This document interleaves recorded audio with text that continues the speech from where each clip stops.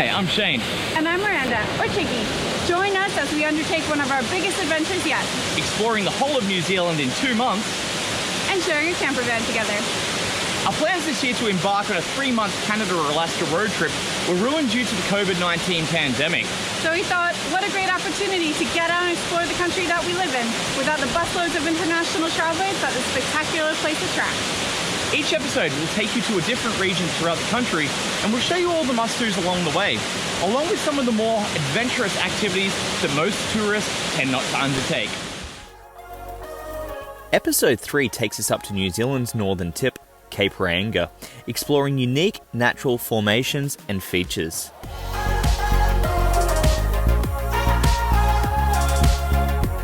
We celebrate Halloween in the country's largest haunted theme park and horror attraction.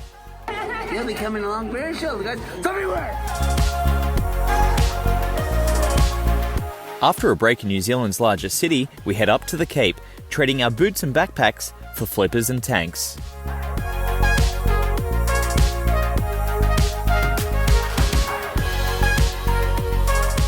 Taking the opportunity to learn about its cultural history and exploring the best the Cape has to offer.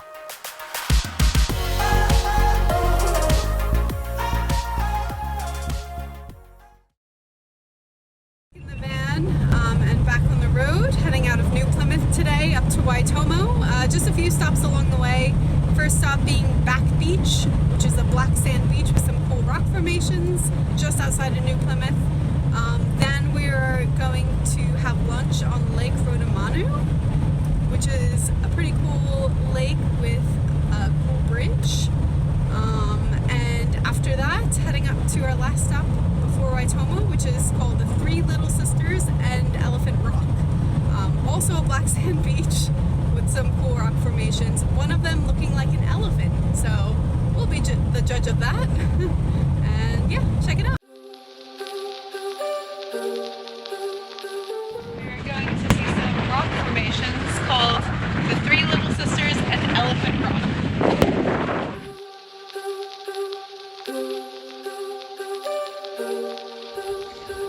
So as you can see, we've got black sandy beaches here. I just want to show you how black this actually is, this sand.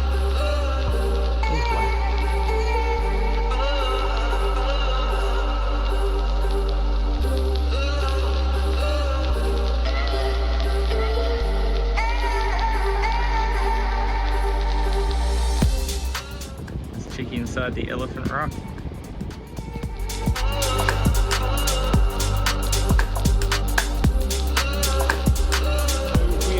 Currently walking through the Elephant Rock. Got a little house for Miranda. Oh, I got a pool. Oh wow, that is actually really cool. I got a swimming pool in my home. Alright, now I'm a little bit jealous. Haha. Can I come for visits?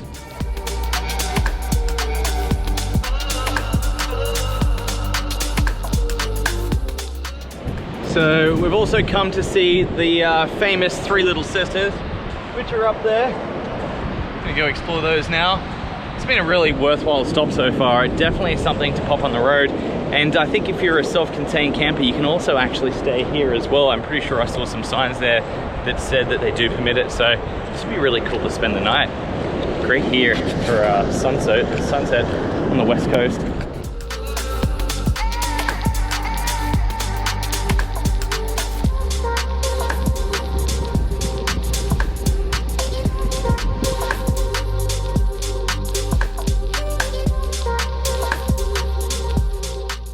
These things are absolutely massive. They're awesome. Kind of reminds me a little bit of the 12 Apostles down in Victoria.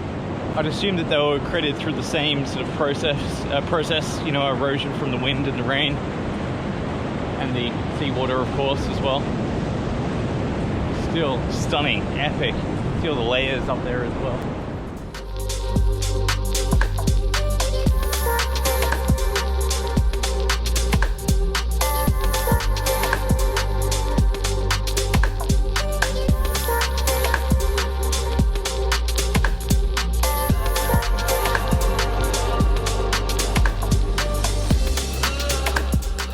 Elephant Rock once stood alongside the Three Sisters before losing its trunk due to a 7.8 magnitude earthquake in 2016.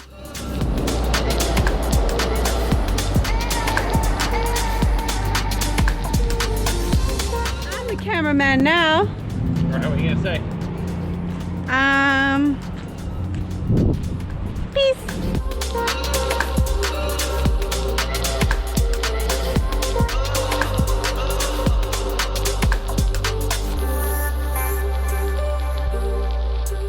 Beautiful rural setting up here at the YHA in Waitomo.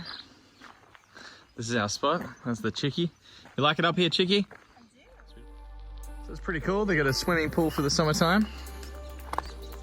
And for the springtime, what do they have, Chickie? Cows. Baby cows.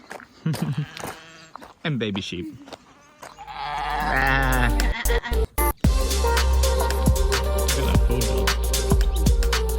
Give me a sniff. Hello? Hello? Oh, a little bit disappointed with the lack of food.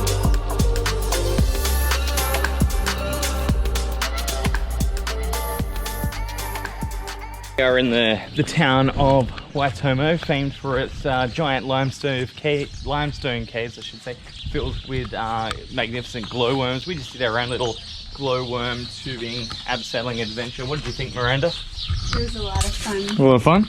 Yeah. We enjoyed ourselves. This isn't my first time doing the whole glowworm thing. I did it a couple of years ago down in a place called Charleston on the South Island, and it was a very different experience. But what I really got out of this one that was a little bit different was the whole abseiling aspect and the rock climbing, which I really enjoyed. What was your favourite part, Miranda? I really like the abseiling too, but I also really love the black water rafting. Yep, the tubing. And it's Miranda's first time seeing the glowworms as well. Yes, so something that different. Was a highlight, obviously. Yeah. Kind of look like blue stars and dots all over the roof, and it sort of glows through the cave. So it's a really cool experience. So I just love how much the Māori culture is embraced up here in the North Island. It's the school. Miranda's excited to feed the pigs.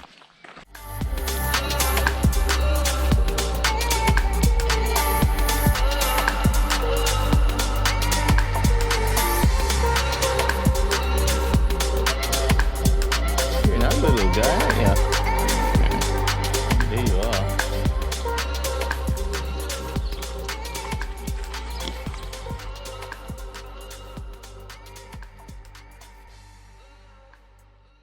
Today we are heading to the coast again. We're heading up to a place called Raglan, which is kind of like the cool sort of hippie surfy town of New Zealand's North Island. So we'll make our way up there. The weather isn't fantastic, but it's not pouring down rain at least, which is kind of cool, and it's nice and mild at this stage.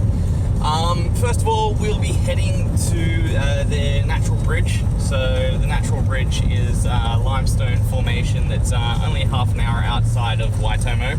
And also there's some really cool waterfalls around there that we'll explore as well. And then we're heading up to a place called Kawhia on the coast, which has its own little hot water beach. So we're trying to time the tides perfectly. It's one of those things you have to sort of look at the timetable for the tides to get there right on time. So we'll head up to Kawhia and hopefully go for a dip in the hot water beach before following the coast all the way up to Raglan. It should only be an hour and a half drive if we were to stick to the highways, but because we're taking the long scenic coastal road, it's probably going to be double that, close to 3 hours, but we've got a lot of really interesting stops along the way, so it should be a really cool day. So we're making our way now down to the Mangapohue, I'm guessing that's how you pronounce it, Natural Bridge. I'd love to say it was great to get back out on the road after a couple of days of rest, but really that was probably one of the windiest roads I've ever driven on. Yeah. It's like this the whole way. Even as a driver, I was starting to feel nauseous. Sort of good to get back up to where we're going now and head towards the coast. Sort of bittersweet, you know. We really enjoyed staying at the YHA there in Waitomo. Great place if you're driving a campervan, right? Yeah, definitely.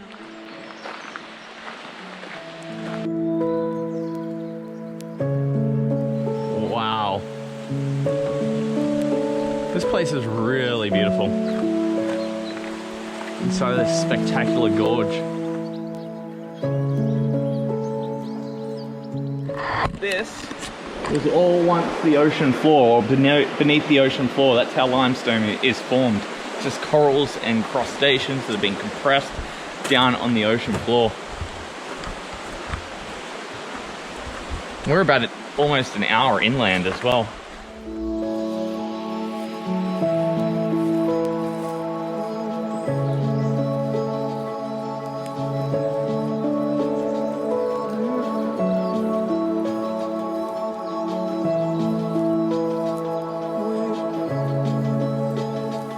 That is epic.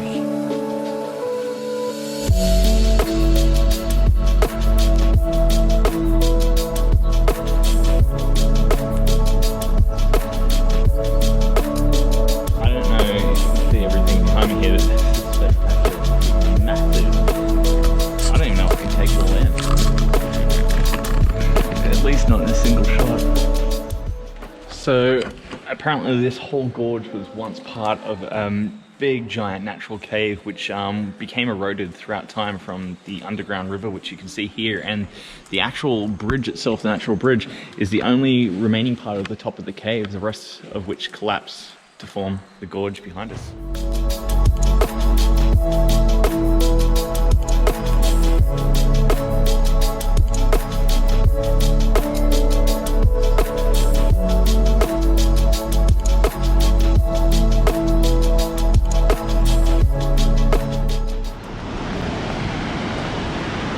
Hear the gushing of the Marakopa Falls. Sounds loud, and I can see bits through the trees there. It looks freaking big. I'm excited. Woo! I can feel that from here.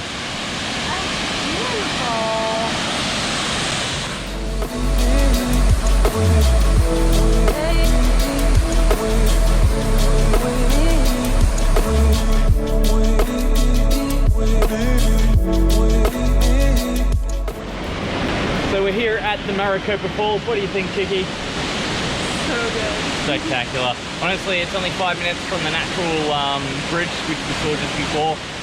Highly recommend doing both if you're in the Waitomo area. Only about half an hour outside of Waitomo, heading to the west coast direction. These waterfalls, they speak for themselves. They're absolutely magnificent.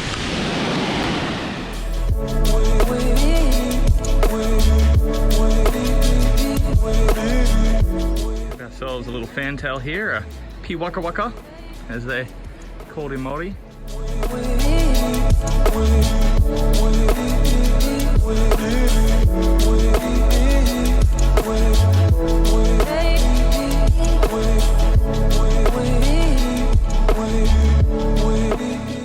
So we're about to head out into the hot water beach in Kawhia.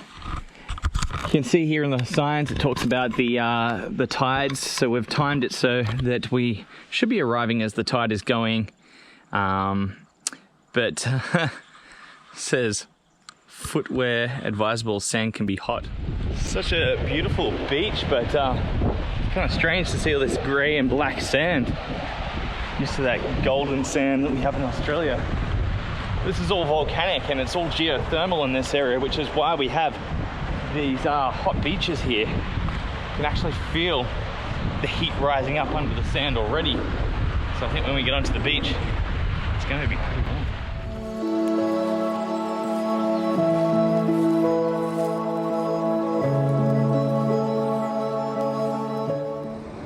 I don't know if that's picking up, but you can actually see steam coming off the sand. So Miranda is digging us a little pool. If you dig down, you get all that really warm water. That's how you make yourself a little bath. Is it warm? Put your hand in here. It's like maybe 40, 45 degrees. Really, really warm. It's actually starting to burn my fingers in this area here. You can really smell that sulfur too. It's sort of like that rotten egg gas smell. It's really geothermal. You can smell it, feel it.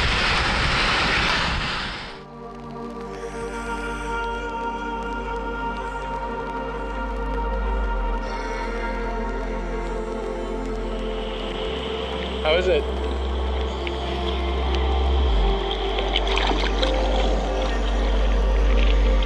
So here in our hot water pool, we've been living the campervan life. We haven't showered in a while, so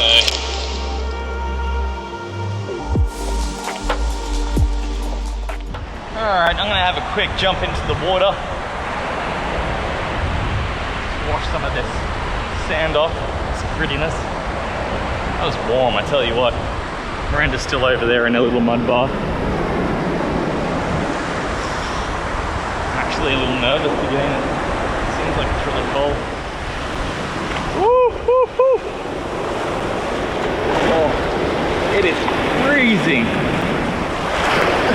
It's like a band-aid. Just gotta rip it off. Just gotta rip it off. Ready? Set.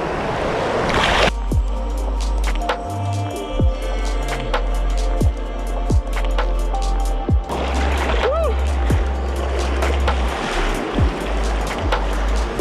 It's not too bad once you've done it.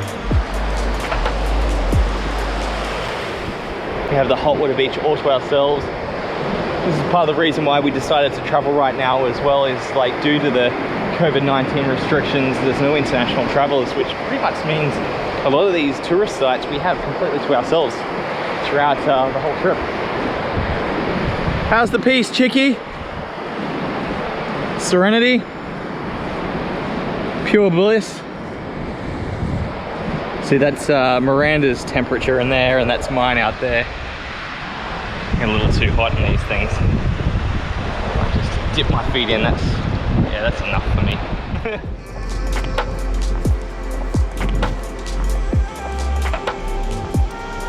And that's where we're heading next, Raglan.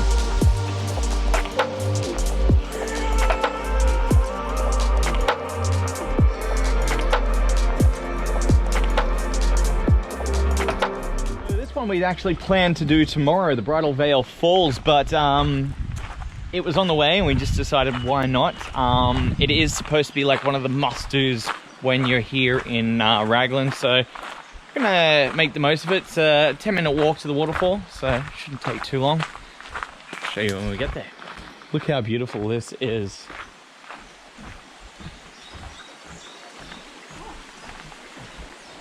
Greet all of you who come from near and far to this special place. Step lightly and enjoy. Here we go. We've been greeted. Let's go. Sit. Whoa.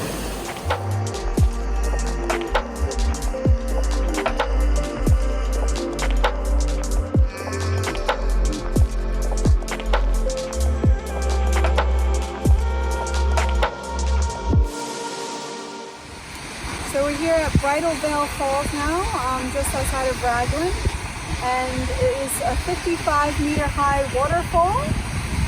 What's interesting is these rocks back here.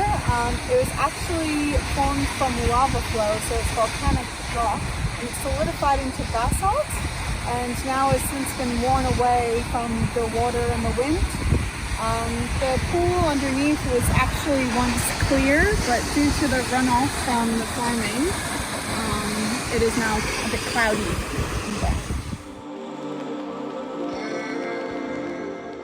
So we are in Raglan, which is kind of like the surf capital of the North Island of New Zealand, and we're at a little place called Solscape. And unfortunately we won't be staying here tonight, we're staying in a different camp, but we decided just to come out here and have a look at it. And also they're very famous for their vegetarian and healthy lifestyle, sort of living and cooking. So we're gonna go to the restaurant and see if we can get ourselves some wood-fired vegan pizzas, which I heard a lot about. Nice view, right?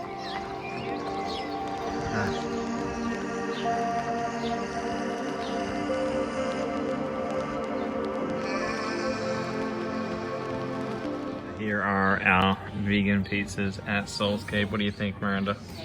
I'm ready to dig in. Already? You gonna wait for the place? No. Okay. You had both now? Which one's your favorite? I think the gourmet. The gourmet? It's with the vegan sausage and caramelized onion. I like that one, but also the vegan feta is quite nice too on this one. That's pretty good. They're both good.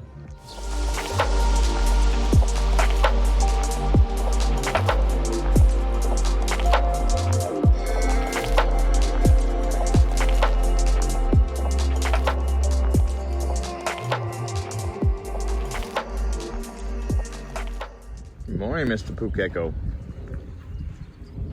So we left Raglan in a bit of a rush this morning, or today. It started pouring down rain, bucketing on us. We wanted to really go out and explore the beach, but it wasn't really the best time to. So we headed into Hamilton. We picked up our Halloween costumes along the way because this is Halloween. Yeah, so we've got a night in Spookers tonight, which is sort of up towards Auckland way, and it is a haunted Halloween theme park. And it's something I've been really looking forward to. We planned this and booked this months in advance. Hamilton wasn't really on our list of places to go to, but you know, we were doing a little bit of research last night and reading. Apparently Hamilton was voted as New Zealand's most beautiful city. I don't know if that's true, but so we're here now at the Hamilton Gardens, and we're just going to do a little bit of exploring around, and it looks absolutely massive. We've got Chinese, Japanese, Indian, Italian, English, American. Okay, let's check it out. It's like the contemplation pool. Oh, here we go, Japanese. Oh, that smells nice. It's jasmine. You can see that. This actually does look like we're in like Kyoto or something like that. Little duckling that could. Okay, darling, we go to the English flower garden now. We'll have some tea. I'm not quite a fan of tea, actually. Oh, look at that. Look at this little... Are those pigeons? Yep. Little pidgey poos. I never see pigeons here. Really? There you go. Now you have. Fly, my friend. So, Chinese garden. This is cool.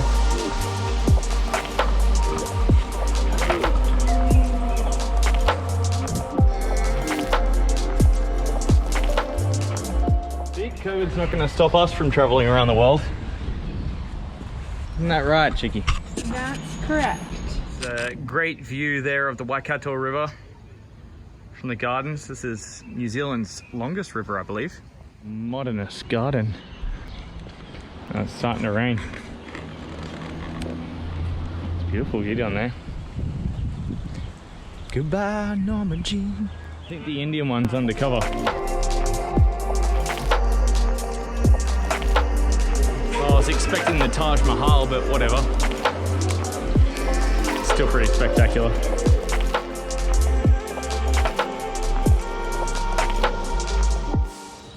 This one's for Francesco.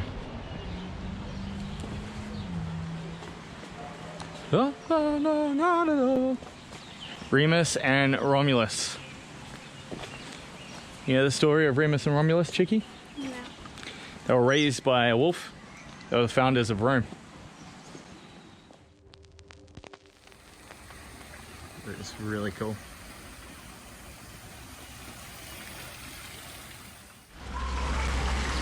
Even in the rain, this is so peaceful. You just hear the fountains. And here is Chicky down on the Waikato. Beautiful view of the river. It's really nice.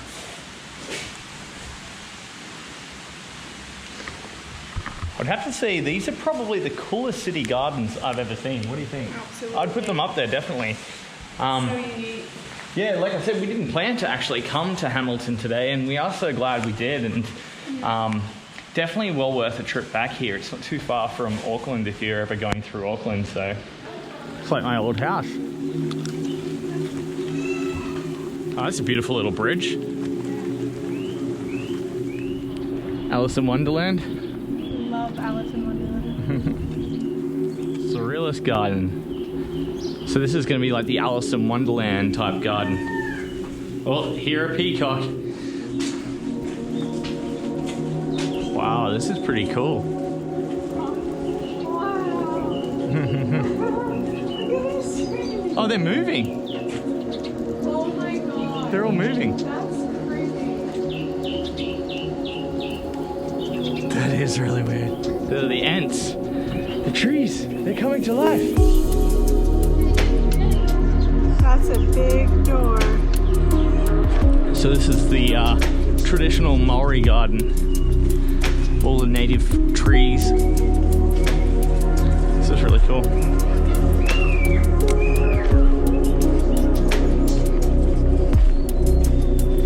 Oh wow, that is really cool.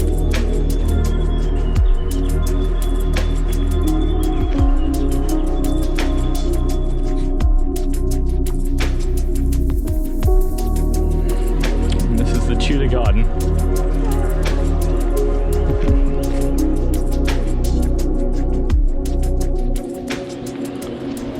This is the herb garden.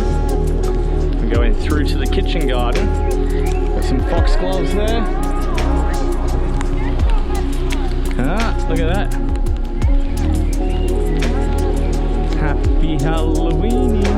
Wow, this is pretty cool actually. There's a Harry Potter scarecrow. Michael Jackson scarecrow.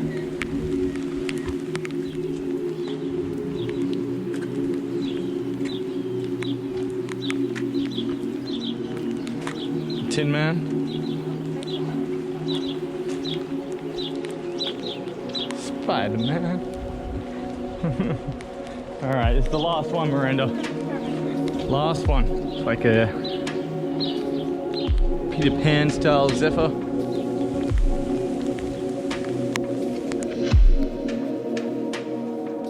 Alright, this is pretty cool. It is very cool. We are absolutely astounded by this place. It just keeps getting better and better the more we go through. Alright, time to get some last bits for Halloween.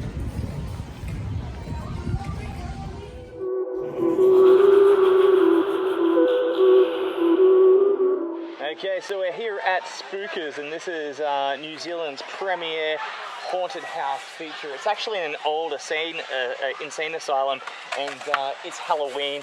It's the jailbreak night, which means that they're going to be chasing us through the forest. We're going to be absolutely scared, and I'm dressed as the plague doctor, which is kind of appropriate at this stage. So we're going to go in there and get the shit scared out of us. Look at these beauties. So we got a little Red Riding Hood, and we have the Senorita. For you, just a Mexican woman, I think that's what it is. I had to take off my mask. I had the plague doctor mask, but I'll put that back on later. Now I'm just steampunk. Steampunk. This place is cool. So this is actually an old insane asylum. How cool is that?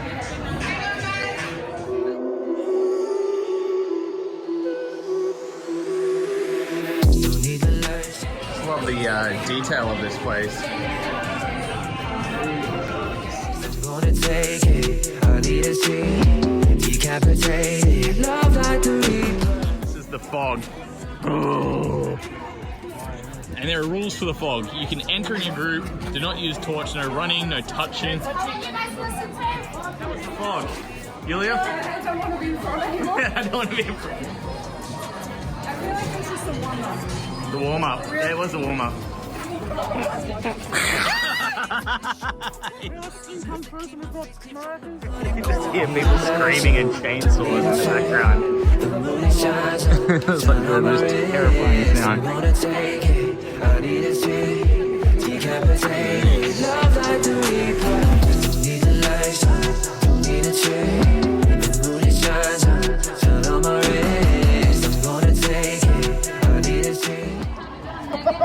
Just a few simple rules before you enter. No eating, no smoking, no vaping. Please keep your mobile phones in your pockets when you're in the attraction. Every group must have a torch. This is not your mobile phone, you must have an actual torch. One per group. Your torch must be on at all times. Keep it down low, don't shine it in the eyes. There are monsters in here with you. They'll not be touching you. You cannot touch them.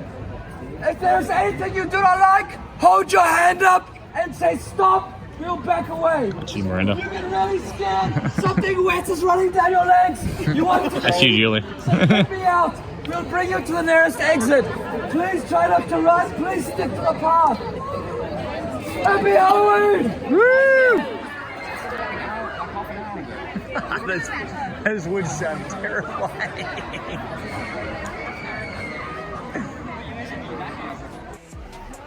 Free hugs. Arrested, tested for me, good to know. The demons at the plane and they're trying to catch a soul. Feeding on the skeleton and soon you see the crows. See the crows, yeah, they feeding up. We gon' driving that Tesla, got the selling killer like I'm a Elon. Driving to Mexico, living the ethical like I'm a Philo. Wearing that mask in the peril, we scary.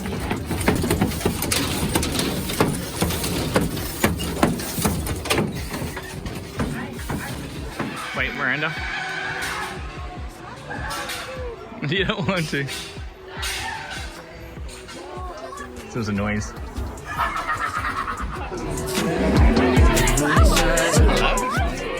What happened, Miranda? You chased me from the bathroom. Who chased you? Mouse. Mickey Mouse? Dead Mickey Mouse. Dead Mickey Mouse. Zombie Mickey Mouse. The scariest thing here is a Disney character. Yeah.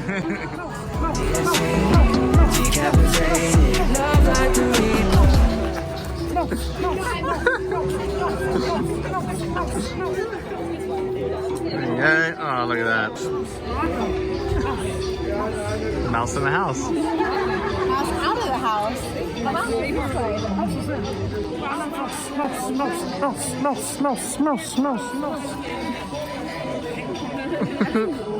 We're cool now. They want at 3, but I can be here at 4. Yeah? You want to cuddle me? You want to be my friend? We can have some real fun. Let's just get rid of this. Oh, you look like Come on. man from Batman. Does that go through on the... Dang! Can I pull on it? I just want to tug on it a little bit. Just a little bit. I tug on it with my teeth. Come on, some people be into that. Everybody, take a step that way. It's a nice room. Yeah, we can hang out in here. I don't like that.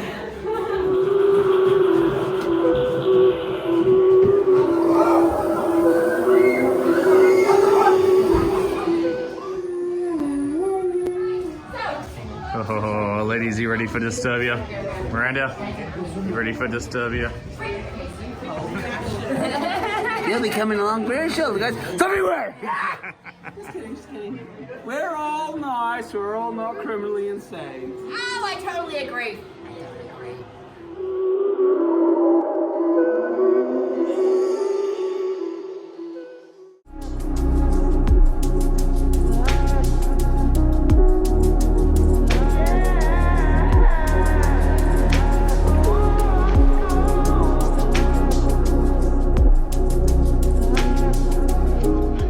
Making our way through Albert Park right now, and going to meet up with my friend Fabio, who I used to work with, Italian fella, and he's going to take us for a nice walk along Mission Bay, check out some of the beachside suburbs of Auckland.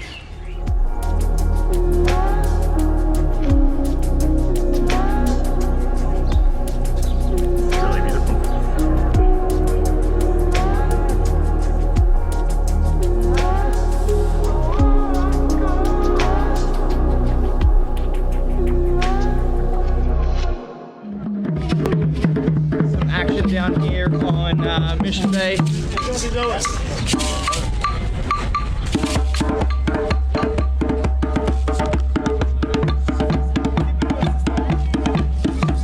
everyone's getting involved. I kind of like that. Oh, it's awesome, cool. So we're here with our friends Fabio, Sylvia, checking out some of the beaches. Fabio was just saying that this one over here is Rangitoto. Yeah, and it's the youngest volcano in New Zealand.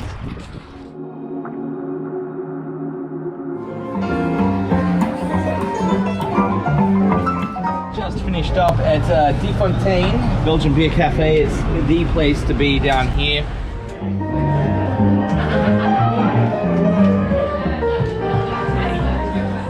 So we got the typical Kiwi DJ setup over here. So we're up here at the Auckland domain, which is where the War Memorial sits. So gonna have a little bit of a look around. This is where Fabio and Sylvia live, just close to here, and I'm gonna say goodbye to them very shortly. But it's kind of nice to take in this area late in the afternoon up here in Auckland.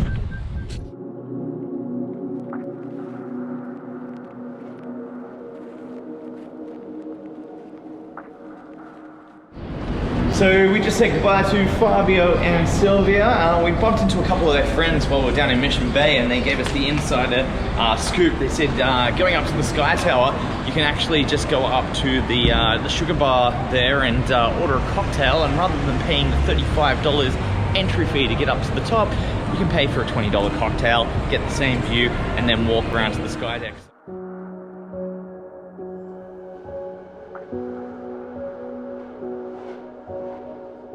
That is a fantastic view. Time to get into these cocktails.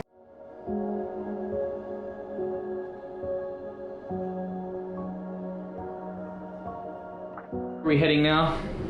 To the viewing deck. Oh, wow.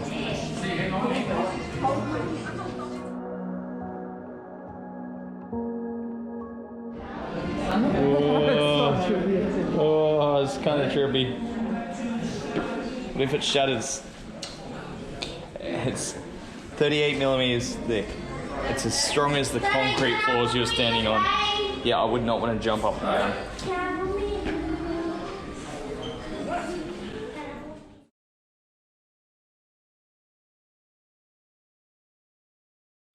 Here's some comparisons. The average house. There's good old Big Ben. Sydney Tower. Eiffel Tower. Sky Tower. That's your house right up there, Julia. That's Miranda's house right up here.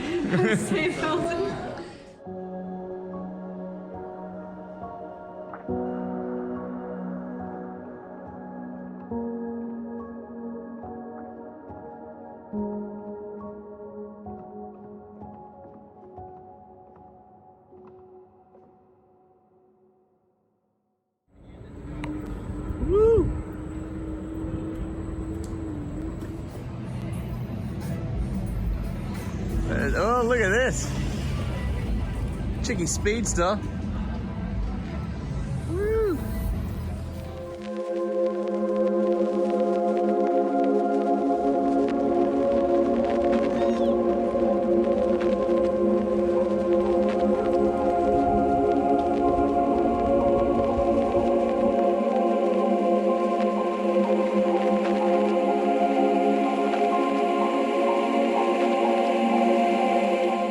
What do you ladies think?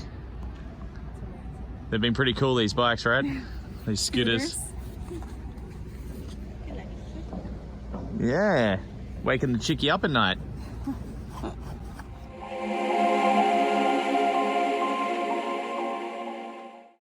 Alright, Chickie, where are we heading today? Heading to Tutukaka. Tutukaka. We'll be heading there because tomorrow we've got some scuba diving planned. So along the way, we've got a couple of little stops. We'll be heading first to, what was the name of the place, Miranda? I think it's Mangapohue Heads. There you go. Miranda's in charge of the navigation today. I'm just playing driver. Just fixed up our CD player so we'll be able to pump some tunes. And yeah, we'll be heading up there and about 3.5 hours of driving, and then we'll be staying up there on the coast tonight.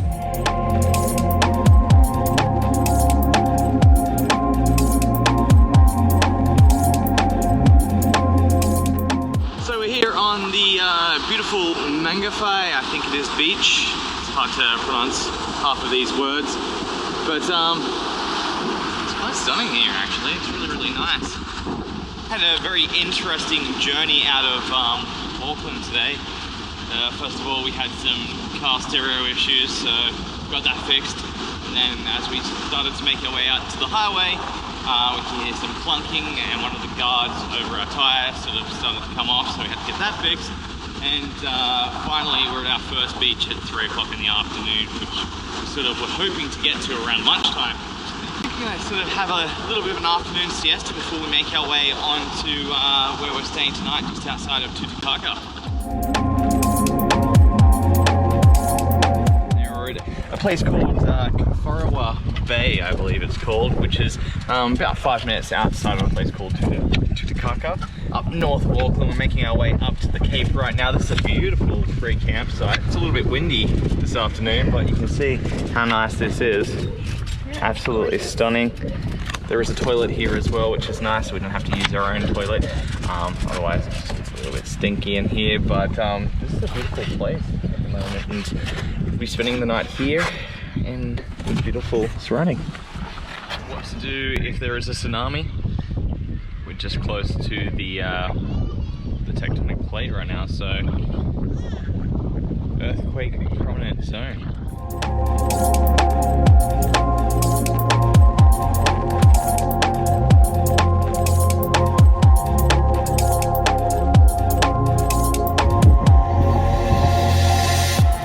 Who's gonna puke first?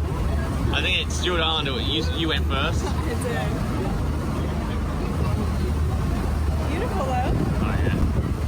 That's pretty rough. Yeah. Pretty hot. Feeling pretty average myself right now. Wow. This is all volcanic stone too. Trevally, is it? Jesus.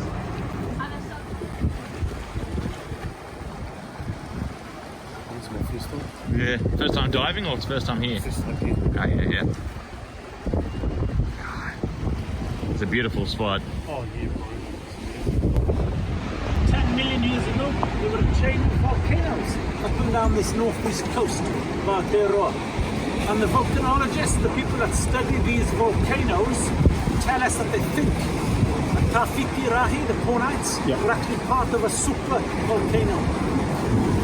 So the top of the volcano would have been a kilometre taller than the Mangapohue Natural, 1.5 that was tallest, and the caldera, the widest part of the cone, would have been around about 28 to 30 kilometres across. To give you an idea, we've come out about 22 to 23 kilometres this morning. So that gives you an idea of the size of this super volcano.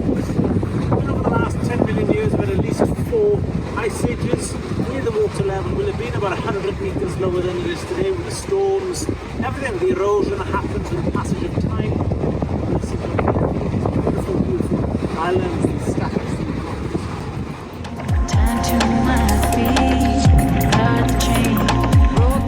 The Pornites Islands, or Tawhiti Rahi, are a group of volcanic islands in the Northland region of New Zealand's North Island. They are located 50 kilometres northeast of Whangarei.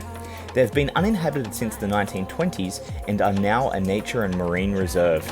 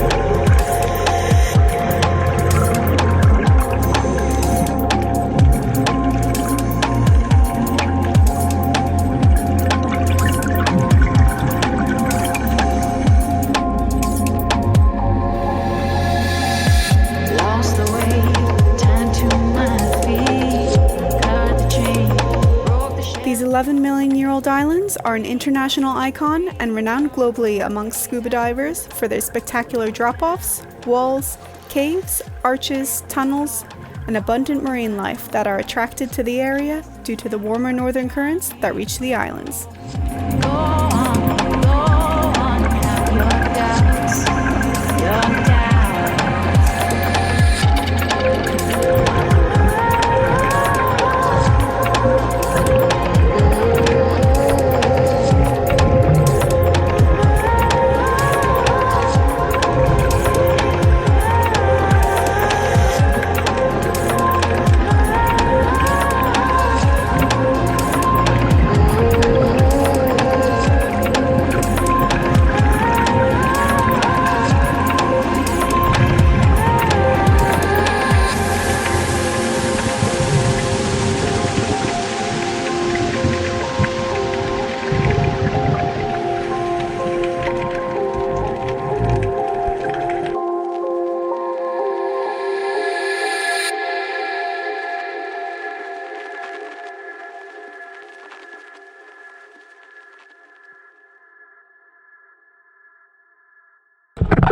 That was pretty epic. There's a New Zealand fur seal down there, and he was sort of torpedoing around. Saw some snapper and some kingfish. A couple of eels. I think I even saw a grouper as well. So they were called the Knights. They got killed on the battlefield. Their bodies would be left on the battlefield. Shield placed over the chest, and it's thought that the Aorangi represents a shield over the chest. Head to the south, legs to the north, and it was called a Four Knights burial. Again, we can't be sure as to the truthfulness. It's thought he named the island after his favourite pudding, which is called a Four Knights pudding. Now we can see the Tutukaka trees starting to bloom bright red. They're also called New Zealand's Christmas trees because they bloom red at Christmas. Out here, however, these ones have started blooming since the end of September. So they're a month earlier, a couple of months earlier than the ones on the mainland. Or some of the ones on the mainland are already starting to turn red as well. So it's thought that when Captain Cook looked at the islands, the cliffs and the tops of the island reminded him of his favourite dessert, which is called a Four Knights pudding.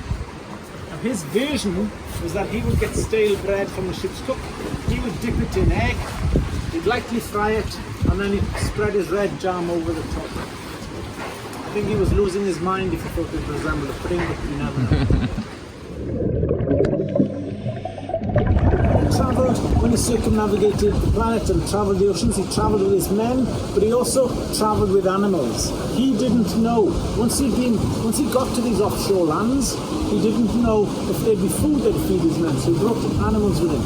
He brought pigs to New Zealand. Today they're called the cookers, the captain cookers, big, long-haired, hairy black pigs. They're still to be found in the wilds of Aotearoa, big prize for the hunters.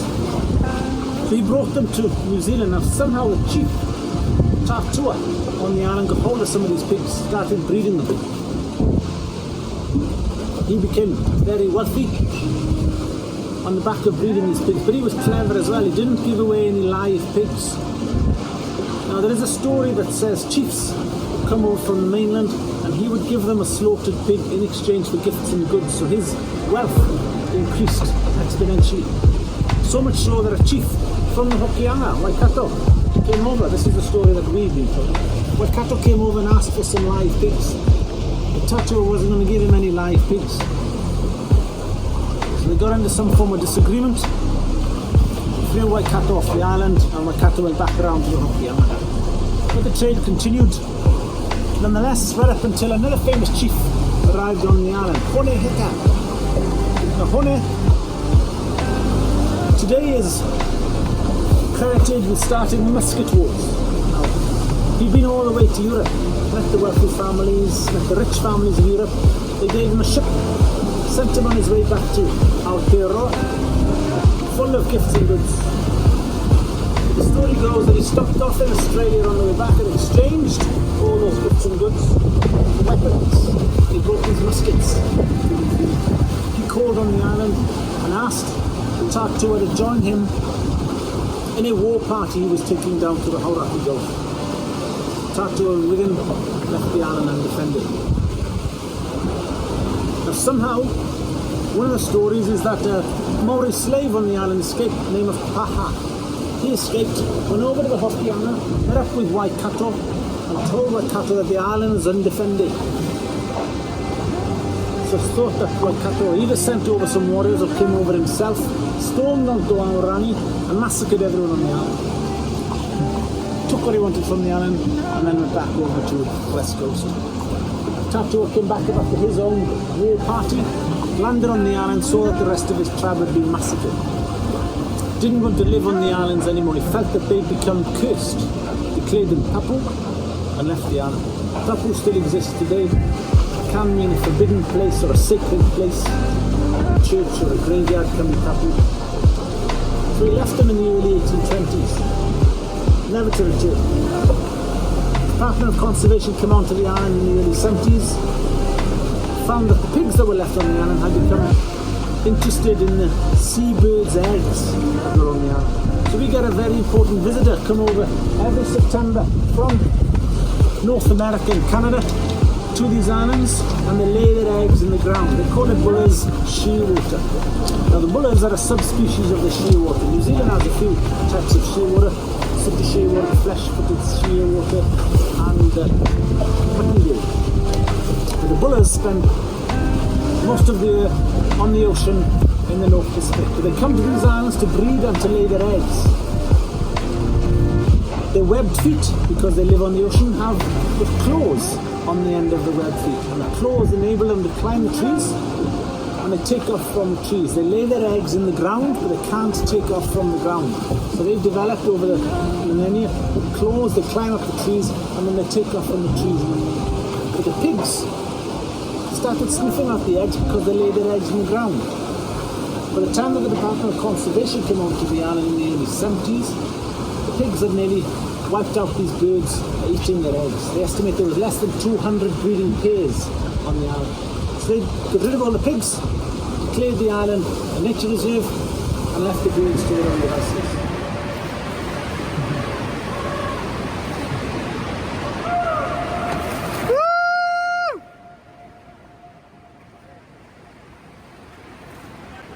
Steve, our skipper's claim. And what do you say? This is the largest sea cave in the world.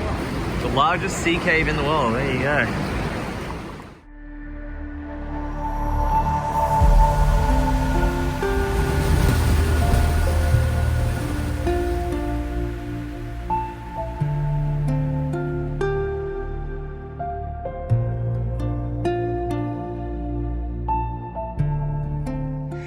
Okay, so what's the plan for today, Miranda? Where are we? So, first of all, we're in the Bay of Islands in Paihia. We're just at our campervan park right now.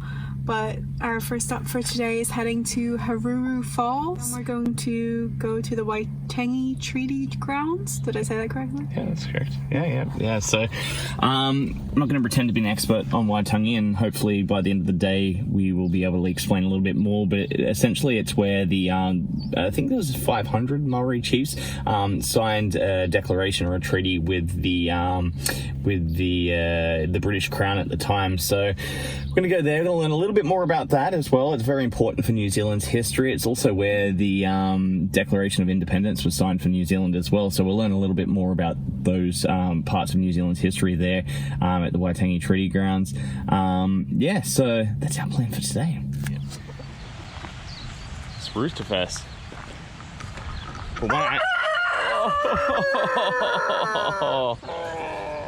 You would be the worst thing in the world in the morning. So we're heading down to Haruru Falls right now. Ee's everywhere. One domesticated animal that you cannot bring are dogs. And that is for the specific reason that this is a kiwi habitat, as it says right here on the sign. Let's check them out.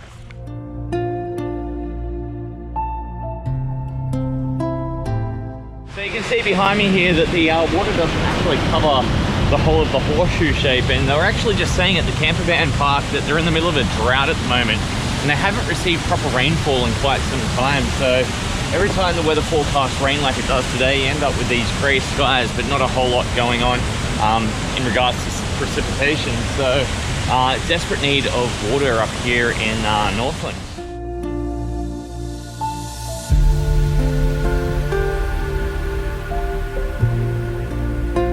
Making our way into the Waitangi Treaty Grounds right now, and apparently it is free for Kiwis. So if they ask where we're from, I'm going to say I'm from Whakatane, bro. So it wasn't actually free, but they do half price for people living in New Zealand, and because we both hold a New Zealand driver's license and live in Queenstown, we did get 50% off. So nice little insider tip: if you've got your New Zealand driver's license, bring that along. So it tells the stories of the first explorers from both the Maori culture and the explorers from the European cultures hundreds of years later. So the country's first ever land sail was based over the head of this axe, which is made of iron. 80 hectares land were given just for this.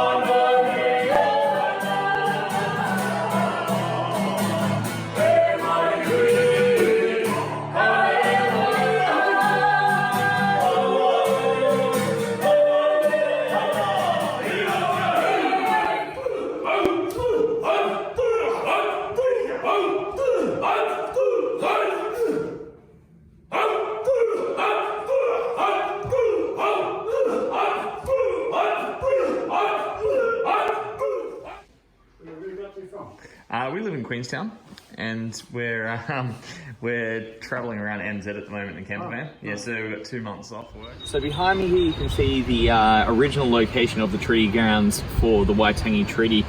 Probably the most important historical site in New Zealand's history. And it took place in 1840.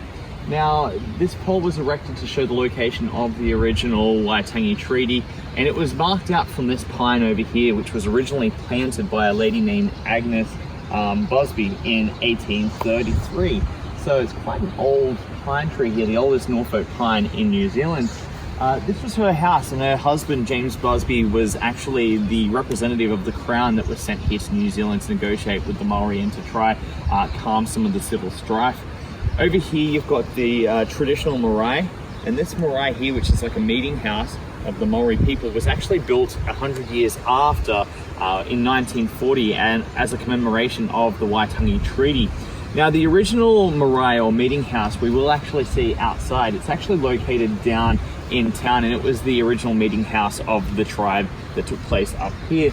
But this one up here, it's quite interesting. When they had the 100 years commemoration, they actually had a celebration. They had the men come out and do the traditional dances in 1940, and later that year they were all sent off to war and fought for the Crown, and it was a heavy price for them to pay for becoming part of the citizenship of New Zealand. So there is actually a museum, or a memorial I should say, down there that we just went and explored before, and it talks a little bit about the sacrifice that these men made, all for equality, to be recognised as part of New Zealand and New Zealand citizenship, even though they are part of the first people of New Zealand here. So every year on the 5th and 6th of February, the anniversary of Waitangi is commemorated with the heads of state, so the Prime Minister of New Zealand, along with a lot of the Maori chiefs throughout New Zealand. They meet up down in the old marae, the old meeting house, on the 5th of February, and then the ceremony is to take place up here in the newer marae on the 6th of February. Behind me here we have the town of Russell, which was originally the first capital of New Zealand. In fact, the reason why the Treaty of Waitangi took place right here is because of that town over there. It was supposed to be sort of like the bustling trade capital of the South Pacific. And instead it ended up with a really, really bad reputation because of the types of sailors and people that it attracted. So the chiefs of the area had enough, because obviously it had a huge impact on trade. And that's why James Busby was actually sent to the area here, and that's what actually got the gears in motion with the whole Treaty of Waitangi. Over here as well, we have a traditional canoe, waka, known in Maori. It's actually a war canoe, a replica of a war canoe. And it was actually built for the centenary or the 100-year anniversary of the Treaty of Waitangi. And this canoe here is actually made up of 3 giant kauri trees. I'll show you the stump of a kauri tree later on, which is a massive giant tree that is native to New Zealand. And it is actually known in the Guinness Book of Records as the largest war canoe in the world. So you can see the way that they've actually created this from the kauri trees. It's actually kind of scooped out and dug out from the tree itself. And like I said, it's made up of 3 separate tree trunks right here. Fun fact, when Princess Diana and Prince Charles visited here, Princess Diana wanted to ride inside of the canoe, and she was the first female to be allowed to ride inside of this big giant war canoe. So this is a stump of one of the kauri trees that was used to create that big giant canoe back there. And this isn't even one of the bigger ones. The kauri tree can live up to 800 years old, so they are massive. And soon enough in our trip, we're going to explore some kauri forests and even the great kauri tree, which is the largest in New Zealand. So as a result of the Treaty of Waitangi being drafted up here, 9 documents were created and sent throughout New Zealand for over 500 different chiefs to sign. Now, not every chief signed the documents, and there were some issues that were ongoing afterwards, specifically within the wording of the document in its translation to Maori. A lot of Maori chiefs feel like they were deceived, but over time things have changed, and there have been wrongdoings done in the past in regards to the treaty itself, and there are still social issues that exist today. But one thing to take away from this is that this is quite monumental. This is the first time that the British Crown has ever actually created a treaty or drafted a treaty, and gives a little bit of perspective for me on my country, where I come from, which is Australia. You know, the Australian government nor the British Crown ever had sort of formed any kind of formal agreement with the Indigenous people, with the Aboriginal people of Australia, and kind of shows what we take for granted sometimes when you have these 2 cultures meeting. You know, it's quite a difficult ground to bridge. That gap is quite difficult to bridge. And one thing I have noted going through New Zealand is there is a huge sense of pride in Maori culture. You know, signs will have things written in English and in Maori. People really embrace the culture here, and that's only something that I wish I could see a lot more of in my home country. And hopefully a lot of these reparations you know, can start to take place after that. So there is something to be taken from this, and there is something that I really admire about New Zealand in that aspect.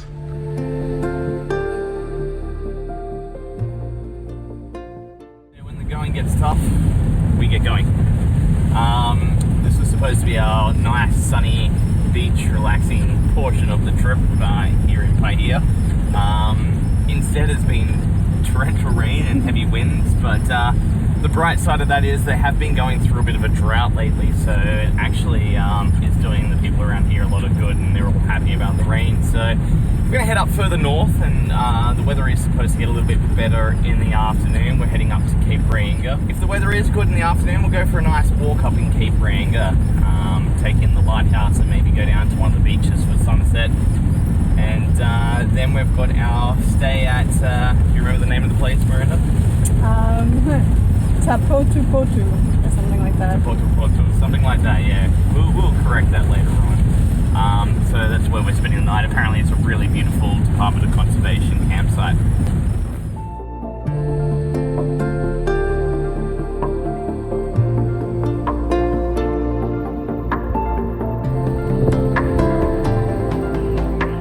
Crossing the river. Is that the plan? We are here right now at the Tutukaka giant sand dune. We're going to scale one of these bad boys in just a moment. Kind of an interesting place. You really don't feel like you're in New Zealand. It kind of feels like you're in North Africa somewhere, or somewhere on the Arabic Peninsula. So it's kind of interesting to explore while we're traveling around, something completely different.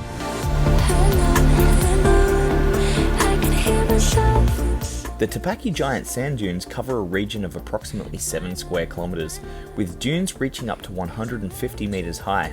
The sand dunes themselves were once an island separated from the mainland. The sand on these islands built up over millions of years due to debris being blown north from volcanic activity elsewhere in New Zealand. campgrounds now.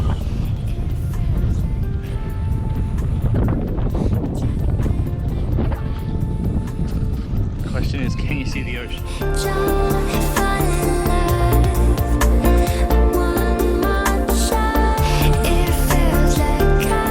do you think, Cheeky? Pretty cool?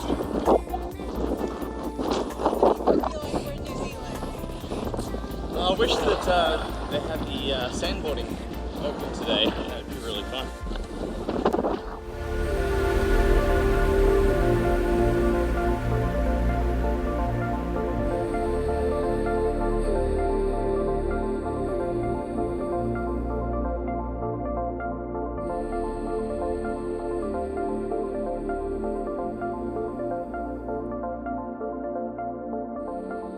Kind of crazy how the background goes from sand to like this bright green contrast. Crazy contrast.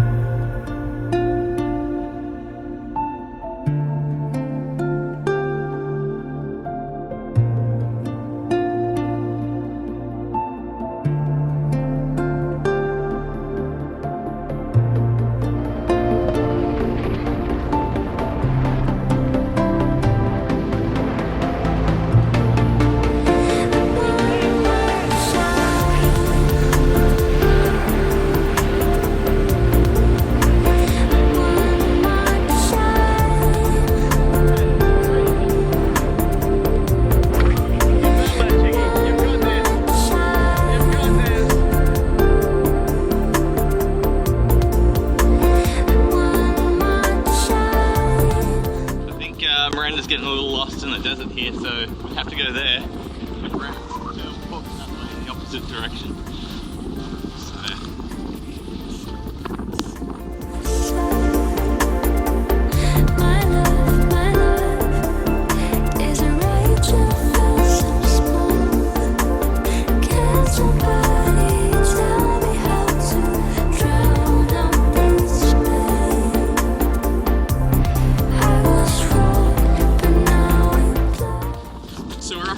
Cape Reinga now, which is the northernmost point of all of New Zealand, and currently we're sitting in a cloud, so hopefully this will break apart and clear up as it is forecasted to later on. Now this is a very important place for the Maori people. This is where they believe that your spirit would go after you died, you know, so it would pass through this region here. So it's kind of eerie right now. It feels like we're surrounded by spirits, right? So I mean, if we go halfway, it's 3 hours return.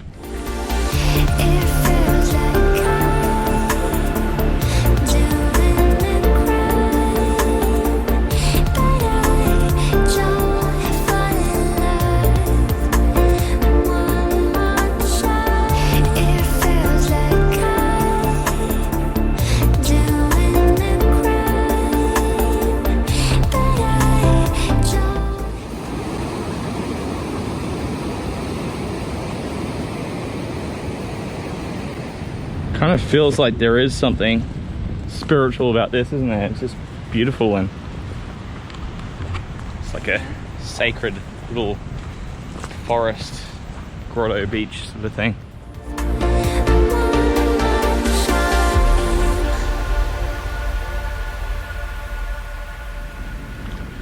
Washing the mud in the sacred river.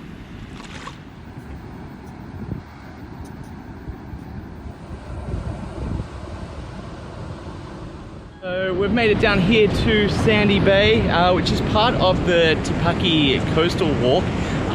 Tomorrow we're actually going to come down this section here, so we just came from up there.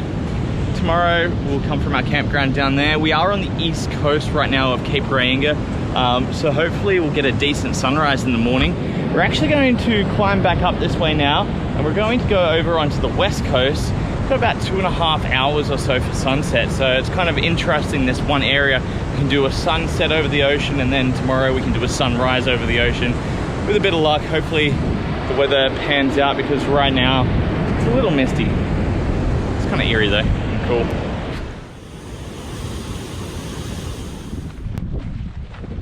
Some big cliffs. I can't see the bottom, but I can hear the waves and they sound pretty far away.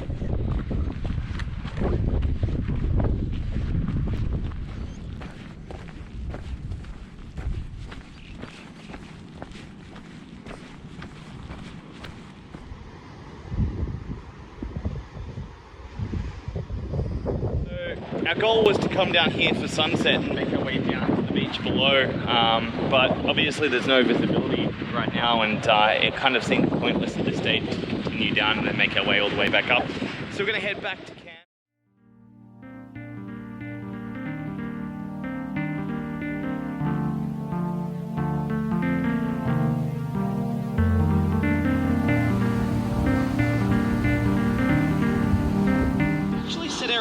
Early this morning to get up for sunrise, hoping that we might get a nice glimpse of sunrise up over the ocean, but unfortunately the weather wasn't doing too well.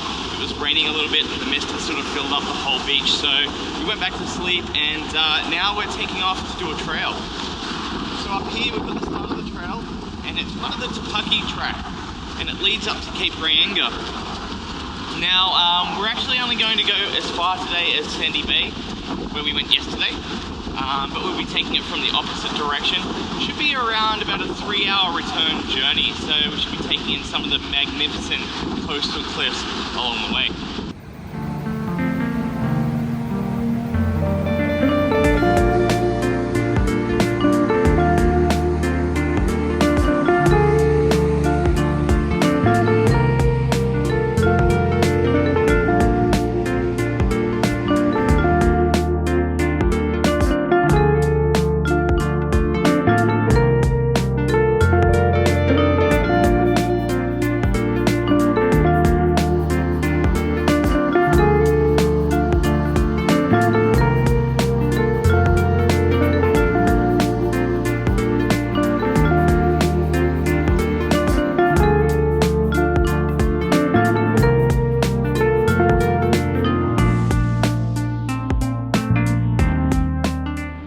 So polarizing between like the clear skies and the sea mist over there.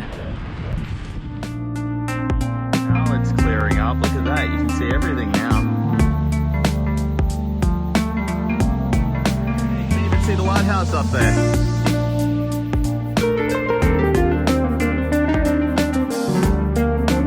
Wow, that is really cool.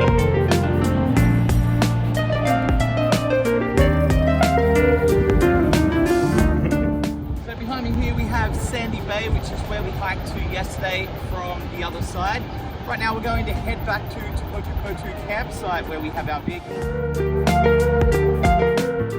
So it's turned out to be a spectacular day, and this is a beautiful trail. Definitely planning to come back here and do the whole Tutukaka trek. It kind of reminds me a little bit of the Cape Raoul trek that we did in Tasmania earlier in the year. Very sort of similar steep seaside cliffs.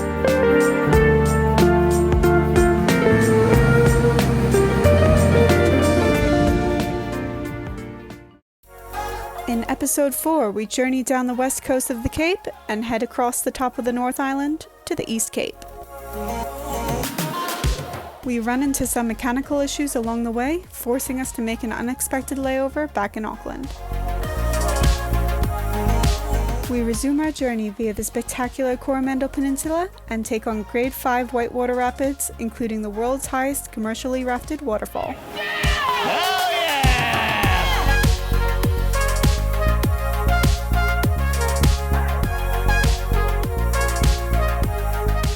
A small break at New Zealand's most geothermal town before heading out to its most eastern point for the first sunrise in the world.